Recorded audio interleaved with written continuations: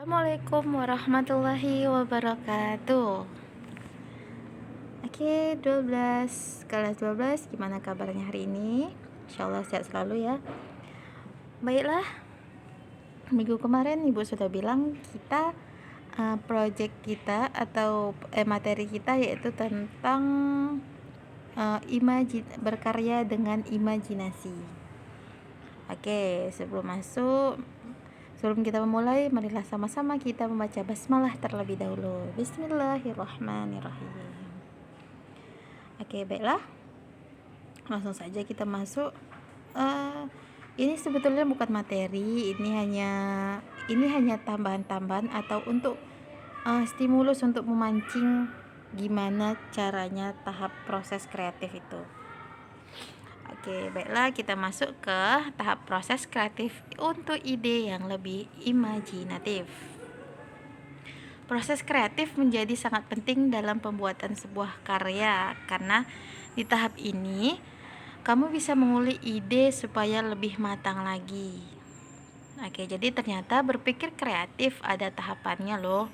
Setiap tahap bisa saja dilakukan berulang-ulang. Namanya juga sedang menggali ide gitu ya.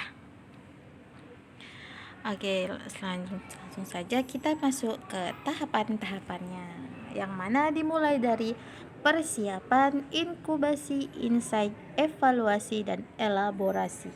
Oke, itu dia tahapan-tahapan dalam berpikir kreatif. Oke, pertama kita masuk ke persiapan. Oke, pada tahap ini, tahap proses kreatif yang pertama adalah persiapan. Untuk melakukan apapun pasti butuh persiapan. Tentu dong, kita jalan-jalan aja pasti kita packing gitu. Mau belajar pagi aja kita harus packing kan, harus siap-siap, harus mandi dulu, harus cari dulu buku, pena yang mau dipakai untuk pembelajaran gitu. Oke, jadi tahap ini dimulai dengan menyerap informasi sebanyak mungkin. Misalnya jika kakak dan abang ingin menggali ide itu soal aliran seni rupa, berarti kakak dan abang bisa datang ke pameran seni rupa, atau karena sekarang ini ya pandemi, jadi pamerannya pun kebanyakan virtual, jadi bisalah dilakukan pameran-pameran virtual. Lebih mudah kan? Orang tua kakak abang tetap di rumah tapi bisa melihat pameran-pameran dan mengetahui jenis-jenis alirannya. Kemarin pada kelas 11 pun kita sudah membahas juga kan tentang aliran-aliran dalam seni rupa gitu. Oke. Selanjutnya gunakan metode ATM. Oke, apa itu ATM? Bukan ATM untuk narik duit ya. ATM di sini amati, tiru, dan modifikasi. Oke, lakukan riset pasar sebelum kamu benar-benar terjun untuk merealisasikan ide yang sejak lama tersimpan di benakmu. Semakin banyak informasi, maka semakin mudah untuk berpikir kreatif. Oke, betul.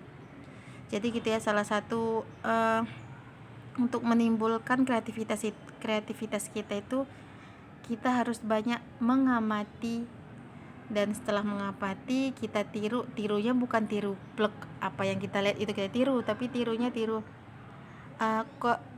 seperti misalnya teknik-tekniknya, warna-warna yang digunakannya gitu. Terus baru modifikasi, itulah ubah bentuknya, modifikasinya, warnanya. Jadi gitu ya, semakin banyak melihat, semakin banyak referensi kita, semakin banyak semakin banyak ide-ide pasti yang muncul, yakinlah.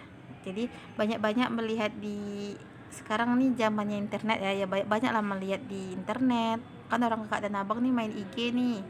IG bisa dilihat tuh, Pinterest, itu banyak tuh contoh-contoh untuk karya-karya dua dimensi. Jadi dari situ nanti orang abang dan kakak bisa tuh keluar, pasti nanti keluar tuh kreativitasnya. Oke. Selanjutnya kita masuk ke inkubasi. Oke. Informasi yang sudah kamu kumpulkan di tahap awal akan diproses lebih lanjut di tahap inkubasi. Di alam bawah sadarmu mulai bekerja untuk mengolah informasi menjadi ide baru. Ini merupakan step yang paling penting. Terkadang bisa memakan waktu berhari-hari, berminggu-minggu, bahkan berbulan-bulan lamanya. Ini bukan sesuatu yang bisa diburu-buru. Ya, tapi di sini kan dibilang berhari-hari, berminggu-minggu, bahkan berbulan-bulan. Tapi kita kondisionalkan aja ya untuk waktu kita. Kita kan belajarnya tidak sebanyak tidak banyak kali gitu kan. Seminggu itu pertemuan cuma sekali. Jadi ya diusahakan di inkubasi ini jangan lama-lama kali. Paling lama itu seminggu. Seminggu usahakan sudah lewat di tahap inkubasi. Oke, refreshing itu penting kok. Pada tahap proses kreatif yang satu ini tidak ada usaha secara langsung untuk memecahkan masalah, sehingga kamu dapat membebaskan diri dari pikiran-pikiran yang selama ini membuatmu lelah. Istirahat sejenak bukan masalah. Oke, di masa pandemi ini gimana refreshingnya? Ya, refreshing online ya. Bisa buka-buka gadgetnya, lihat aja dulu, simpan dulu tempat-tempat tujuan yang mau kita tuju. Ya, nanti kalau udah habis pandemi, didoakan aja cepat pandeminya habis biar kita bisa ke refreshing keliling-keliling gitu. Jadi sekarang refreshingnya online dulu ya. Jadi refreshing di sini tuh nggak harus jalan-jalan juga. Misalnya orang kakak dan abang tuh refreshingnya bisa kadang ada loh orang refreshing itu nonton gitu kan, nonton apa gitu. Jadi nanti dari tontonan itu dia jadi semangat, jadi ide-idenya bisa keluar, jadi ya istirahat lah gitu, gitulah. Jadi melupakan masalah berat sementara waktu bisa membantu kakak dan abang untuk menyusun ulang pikiran-pikiran yang masih berantakan dan bercabang, sehingga lebih mudah untuk menemukan ide-ide baru yang lebih fresh dan memiliki korelasi untuk menyelesaikan suatu masalah. Itu dia.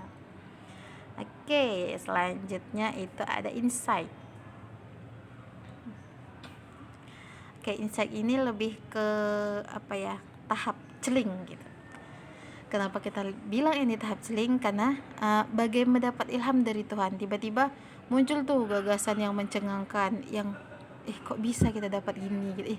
Oh iya, kayak gini bagus ya gitu. Jadi momen celing ini bisa kakak dan abang dapatkan kapan saja dan di mana saja. Misalnya saat sedang mandi, mengendarai kendaraan, jalan-jalan tempat baru, atau sekadar ngobrol-ngobrol sama teman. Pasti itu. Apalagi saat sedang mandi, pasti kadang mandi kita ngelamun kan, pasti muncul ide-ide tuh, muncul ide-ide yang sangat-sangat brilian gitu, ide-ide yang oh iya ya kayak gini kan bagus gitu, itu pasti muncul. Jadi ini terjadi karena alam bawah sadar kamu pada tahap-tahap sebelumnya sudah memilah-milah manakah informasi yang menarik dan punya value. Segera catat ide apapun yang muncul saat itu. Gunakan agar kamu tidak lupa. Bisa rugi kalau kehilangan ide emas. Ide ini kemudian akan diolah lagi di tahap selanjutnya, yaitu tahap evaluasi.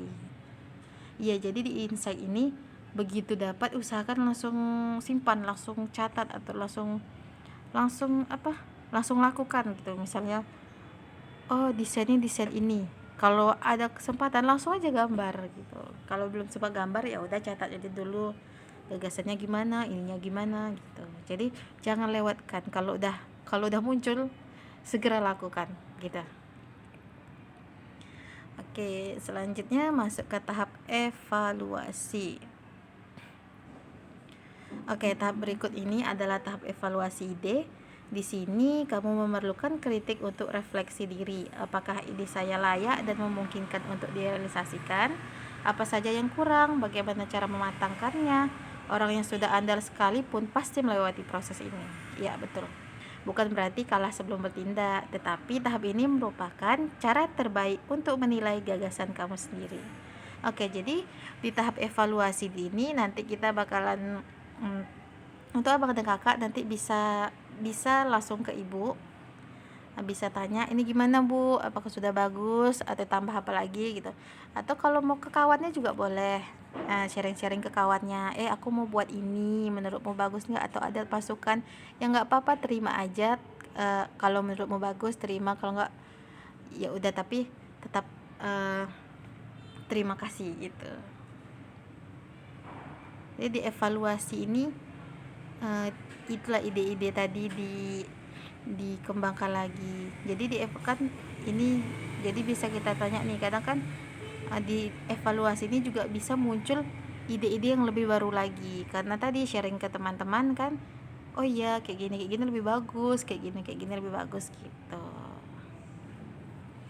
Oke, itu dia teknik evaluasi. Selanjutnya kita masuk ke elaborasi. Oke, tahap elaborasi ini tahap yang terakhir, merupakan tahap yang terakhir. Jika proses menggali ide kreatif adalah wawasan dan insight adalah chilling moment, maka elaborasi adalah proses untuk menggarap semuanya. Disinilah kamu melakukan pekerjaan yang sesungguhnya. Blood, sweat, and tears. Punya ide kreatif akan percuma jika tidak direalisasikan. Jadi elaborasi adalah mengerjakan secara cermat dan tekun. Oke, jadi di tahap ini akan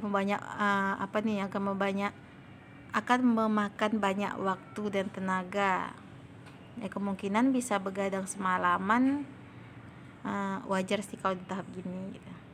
Tapi untuk abang dan kakak, untuk di masa pandemi ini jangan terlalu begadang ya.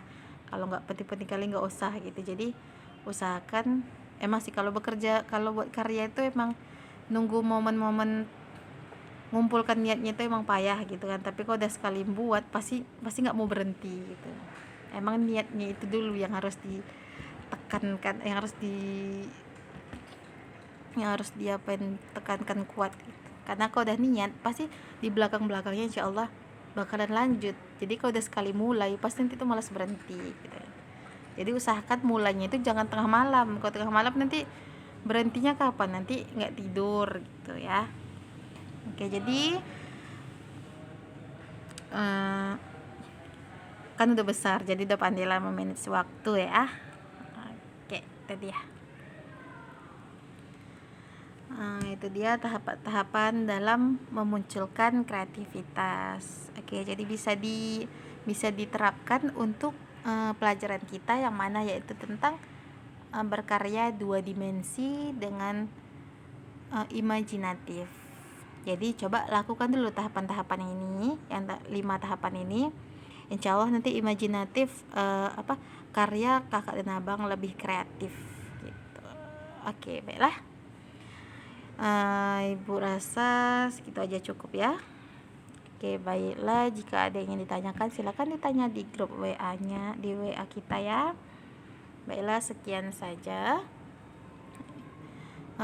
Sebelum kita tutup, kita akhiri dengan lafaz hamdalah, alhamdulillahirabbil alamin. Wassalamualaikum warahmatullahi wabarakatuh.